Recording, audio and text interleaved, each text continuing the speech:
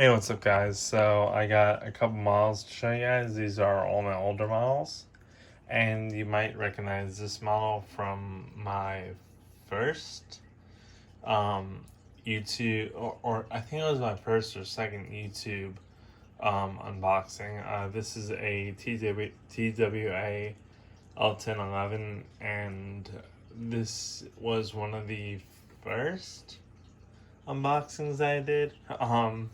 I think I unboxed a BOAC 747 British Overseas Air Corporation 747 on my YouTube as well, but that was pretty interesting because I got it from a buyer and the wheel fell off.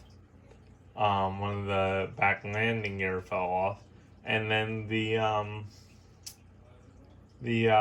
tail fell off. So that was interesting, and we ended up uh, texting, messaging the buyer, and he helped us with that, and looked at other models and stuff. So that is definitely a good buyer to get planes from, where he actually checks the models and make sure everything is okay with the model, although he did not know that the model was